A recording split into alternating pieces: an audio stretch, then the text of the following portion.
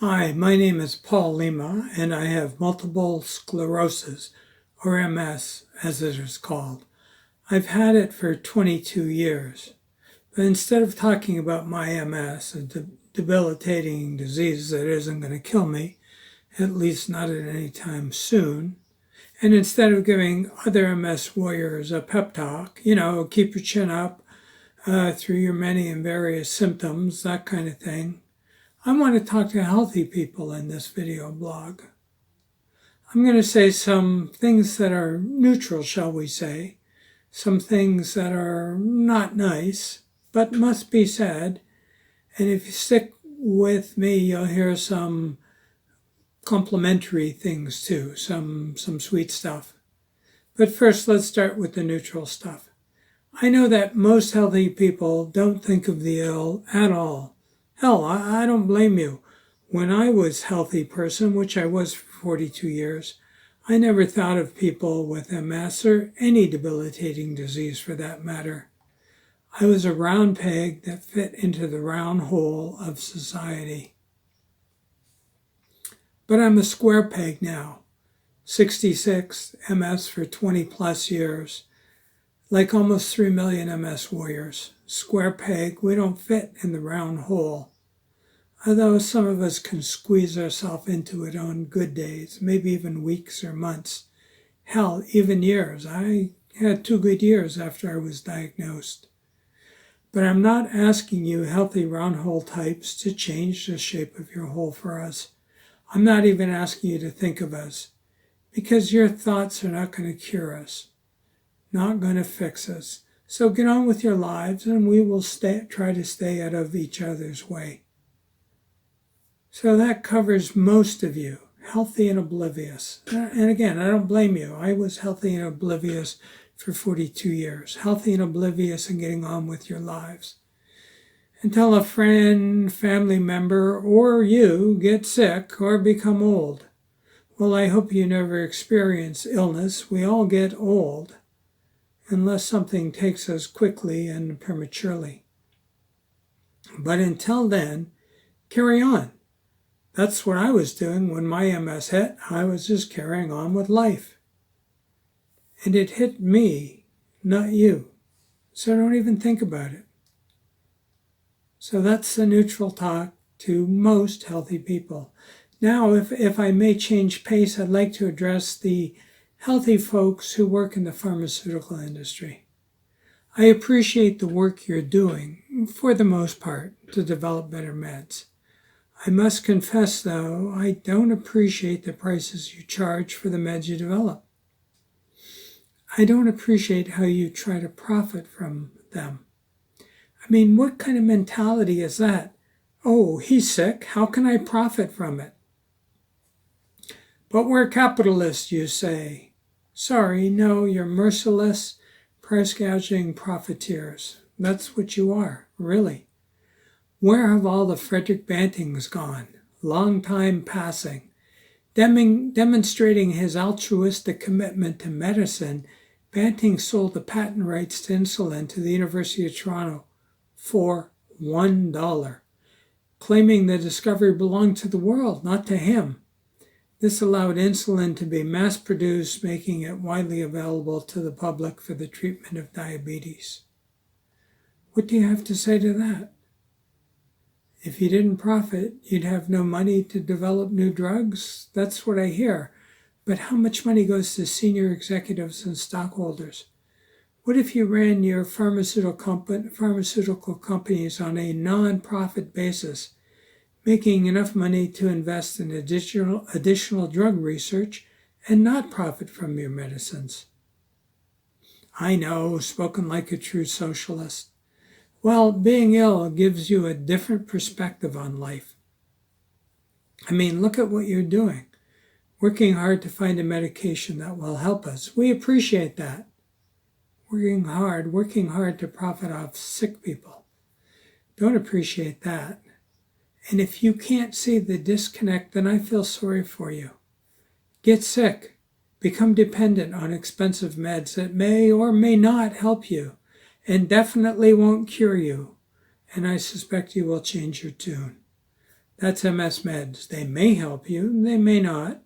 They won't cure you. There is no cure for MS. Become sick, you will change your tune. But what about insurance, you say? Hey, many MS warriors have had to quit work or have been fired because of their inability to perform work-related tasks. They are lucky to put a roof over their heads and food on the table. Insurance? They have none.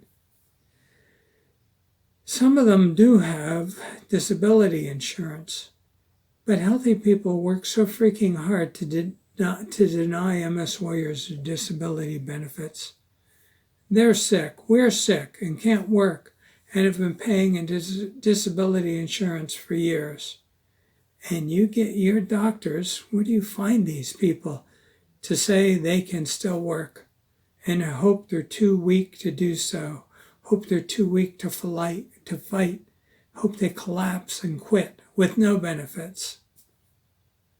And hell, you don't care as long as we're not receiving the insurance we paid into. Again, I don't understand the mentality. But you're capitalists, you say. It's our job to take in as much money as possible while spending as little as possible on your well-being. Do you see how your attitude, the way you operate, forces these so-called socialist thoughts upon me? I don't feel like a socialist. I was a freelance writer and trainer for 35 years, ran my own business. Wasn't an out-there capitalist, but certainly not a socialist. I like the golden rule. Do unto others. Put yourself in our shoes. How would you react if big pharma and insurance companies were doing their best to, no other word or no other phrase for it, to rip you off? As if our dealing with our disease was not enough. Seriously, take a look in the mirror and ask yourself if that is the kind of human being you really want to be. Rip us off, fight us, not let us get money that we have deservedly earned. Is that the kind of human being you really want to be? Profit from sickness, illness? Anyway, enough said on that. While I'm at it, though, allow me to talk to those of you with no medical knowledge who think you can cure us with your words of advice. You look at somebody who's been diagnosed with MS and say, oh, it's all in your head. You know what? It is. And we have the lesions, the missing myelin to prove it, missing from our central nervous system, including our brain. It's all in our head. It really is. Then there are those of you who say our attitude is the issue. We need to be more positive, as if negative attitude is going to cause our neurological disorder and accompanying symptoms. Where are you coming from with this? Or those of you who say we can heal ourselves with meditation or religion. I'm not saying that meditation won't help some of us to relax a bit. But heal us? Sorry, not a hope in hell. And religion? I think it's fair to say there are as many atheists as there are people of various faiths with MS. In other words, MS does not discriminate based on faith or lack thereof. In short, if you think there is a simple cure for MS, do us a favor and get out of our way. Do you hear what I'm saying? I mean, I hope you never, ever have MS or any debilitating disease. I wouldn't wish this on anybody. But you may get sick. You may get old. You may need care. So all I'm asking you to do is to develop a little empathy. Stop giving us unfounded advice, or please ignore us completely. I'm not saying we'll be fine without you healthy people. Many of us can't get out of bed. Many of us can't get our butts off the couch. Many of us need wheelchairs, scooters, walkers, or canes to be mobile. Many of us have brain fog that is so intense we're lucky if we can remember our names remember to put tea in the teapot. I'm serious.